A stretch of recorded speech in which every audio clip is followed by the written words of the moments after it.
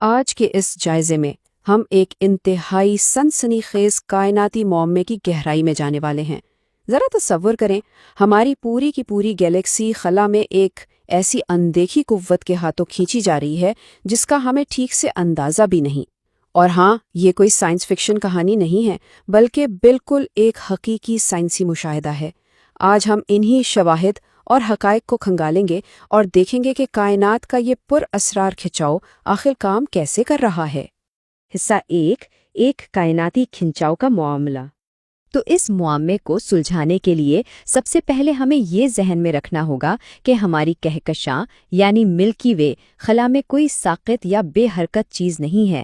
یہ محض بے مقصد تیر بھی نہیں رہی، بلکہ اسے ایک خاص سمت میں زبردست طاقت سے گھسیٹا جا رہا ہے۔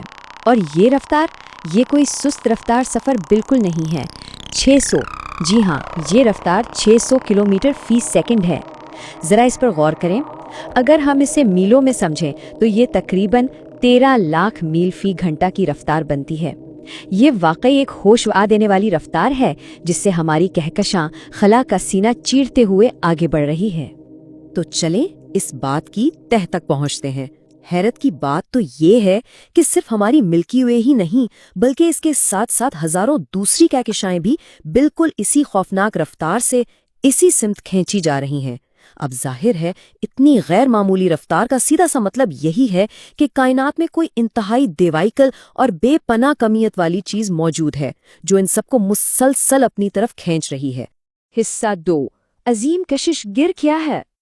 تو پھر اس ساری کہانی میں ہمارا مرکزی مشتبہ کردار کون ہے؟ یہ خلا کا وہ پراسرار خطہ ہے جسے ہم عظیم کشش گر یا دی گریٹ اٹریکٹر کہتے ہیں۔ شواہد بتاتے ہیں کہ یہ خلا کا وہ مقام ہے جو اس پورے کھنچاؤ کا مرکز ہے، اور اس کی خصوصیات وہ تو اور بھی حیران کن ہیں۔ اس خطے کا ثقلی اثر یعنی کشش ثقل کا دباؤ ناقابل یقین حد تک شدید ہے۔ ماہرین کے مطابق یہ خطہ کنتورس اور نورما نامی کہکشانی جھرمٹوں کی سمت میں واقع ہے، اور سب سے اہم نکتہ یہ ہے کہ یہاں مادے کا ایک ایسا بے پناہ اور بھاری ارتکاز موجود ہے جس کی کشش سے بچنا ان ہزاروں کہکشاؤں کے لیے ناممکن ہو چکا ہے۔ حصہ 3، لانیکیا یعنی ہمارا سپر کلسٹر۔ اس سے پہلے کہ ہم مزید آگے بڑھیں، ذرا تصویر کو تھوڑا بڑا کر کے دیکھتے ہیں تاکہ اس کائناتی بہاؤ کے وسیع ترین پیمانے کا اندازہ ہو سکے۔ اور یہ چیز اس بات کو بخوبی واضح کرتی ہے کہ ہم کس قدر بڑی کائناتی ساخت کا محض ایک چھوٹا سا حصہ ہیں۔ ہم جس لانیکیا سپر کلسٹر میں رہتے ہیں، اس میں تقریباً 1 لاکھ گیلیکسیاں شامل ہیں۔ ذرا سوچئے، ہماری ملکی وے ان 1 لاکھ میں سے محض ایک چھوٹی سی گیلیکسیا ہے، اور یہ تمام کی تمام 1 لاکھ گیلیکسیاں کسی ندی کے بہتے پانی کی طرح اسی ایک ثقلی خطے کی طرف مسلسل بہہ رہی ہیں۔ حصہ 4، گریز کا خطہ یا زون آف اوائیڈنس۔ لیکن جیسا کہ ہر سنسنی خیز جاسوسی کہانی میں ہوتا ہے، یہاں بھی ایک بہت بڑی رکاوٹ ہے۔ اب سوال یہ پیدا ہوتا ہے کہ ہم سیدھا اس عظیم کششگر کو دیکھ کیوں نہیں لیتے؟ اس کی راہ میں ایک علاقہ حائل ہے جسے گریس کا خطہ یا زون آف اوائیڈنس کہا جاتا ہے۔ دراصل یہ آسمان کا وہ حصہ ہے جو ہماری اپنی کہکشاں کے گہرے گرد و غبار اور گیس کی وجہ سے مکمل طور پر پردے کے پیچھے چھپا ہوا ہے۔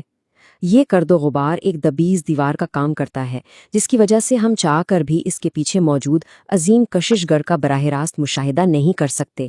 یہ واقعی ایک کائناتی بدقسمتی سی لگتی ہے۔ حصہ 5، اس بے پناہ کشش کی اصل وجہ۔ تو سب سے اہم نکتہ یہ ہے کہ اس دبیز پردے کے پیچھے آخر چھپا کیا ہے؟ موجودہ سائنسی شواہد ہمیں کیا بتاتے ہیں؟ کیا کوئی ایک بہت بڑا دیواہیکل بلیک ہول ہے جو ہزاروں کہکشاؤں کو اپنی طرف کھینچ رہا ہے؟ عام طور پر ذہن میں فوراً یہی خیال آتا ہے کہ شاید کوئی ایک ہی بہت بڑا جسم یہ سارا کام کر رہا ہو، لیکن کیا واقعی ایسا ہے؟ دلچسپ بات یہ ہے کہ سائنسی شواہد کسی ایک اکیلے جسم یا کسی بہت بڑے بلیک ہول کے خیال کو یکسر مسترد کرتے ہیں۔ اس کے برعکس حقیقت یہ واضح کرتی ہے کہ یہ زبردست کھنچاؤ دراصل بہت سے کہکشانی جھرمٹوں اور ڈارک میٹر یعنی تاریک مادے کے ایک انتہائی بڑے اور بھاری مجمع کا نتیجہ ہے۔ کوئی ایک بلیک ہول نہیں، بلکہ مادے کا ایک بے پناہ سمندر وہاں موجود ہے۔ اس پوشیدہ مادے خاص طور پر ڈارک میٹر کی طاقت کا اندازہ اس بات سے لگایا جا سکتا ہے کہ اس کا مشترکہ ثقلی اثر ناقابل یقین حد تک طاقتور ہے۔ یہ اتنا زبردست ہے کہ یہ کروڑوں نوری سالوں کے فاصلے پر پھیلی ہوئی پوری کی پوری کہکشاؤں کو براہ راست متاثر کر رہا ہے۔